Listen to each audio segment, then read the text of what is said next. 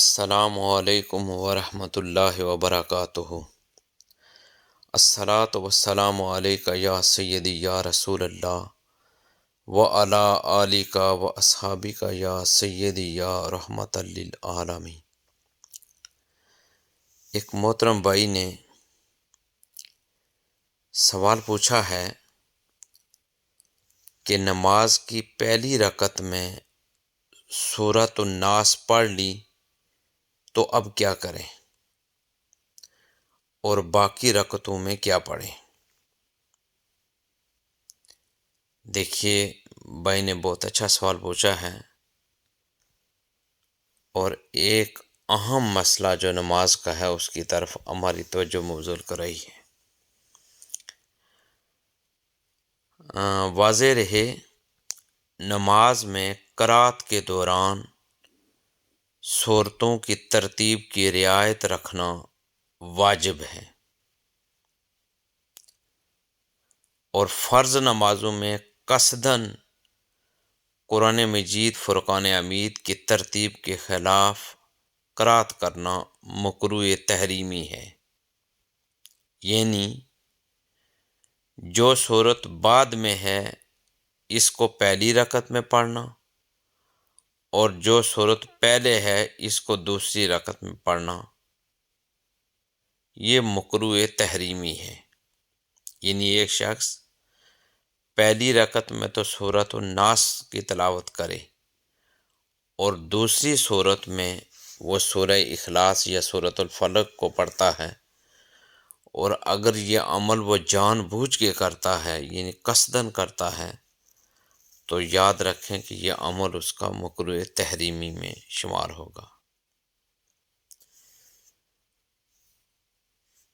یاد رکھیں کہ اگر پہلی رکعت میں سورۃ الناس اور دوسری رکعت میں سورہ اخلاص پڑھی گئی تو قصداً اس طرح خلاف ترتیب پڑھنے کی صورت میں یاد رکھیں کراہت کے ساتھ نماز ہو جائے گی،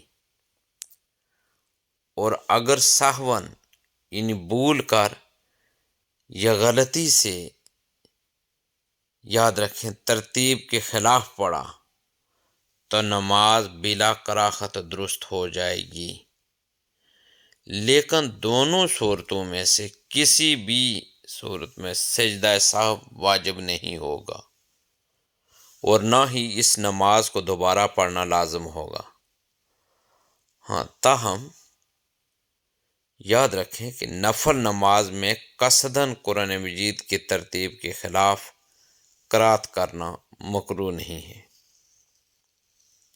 ہاں، البتہ ترتیب سے پڑھنا بہتر ہے۔ اور یہ بات بھی یاد رکھیں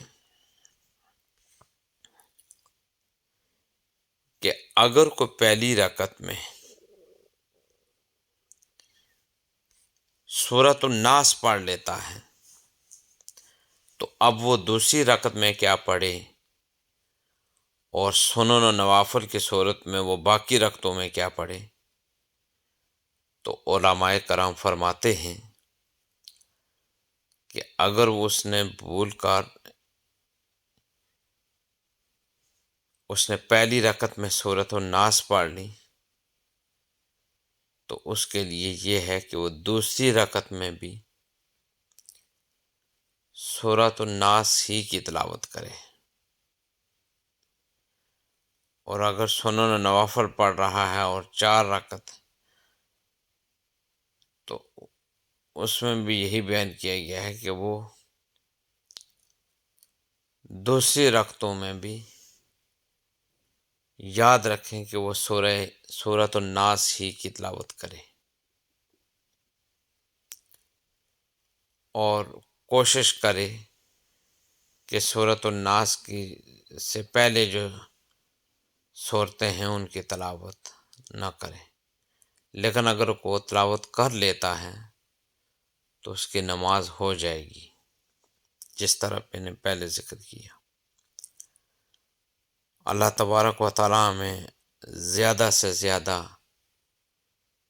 دین اسلام کی سمجھ اور اس پر عمل پیرا ہونے کی توفیق اور ہمت عطا فرما۔ دین کی بات پھیلانا صدقہ جاریہ ہے، ثواب کی نیت سے ویڈیو کو شیئر ضرور کیجیے۔ جزاک اللہ۔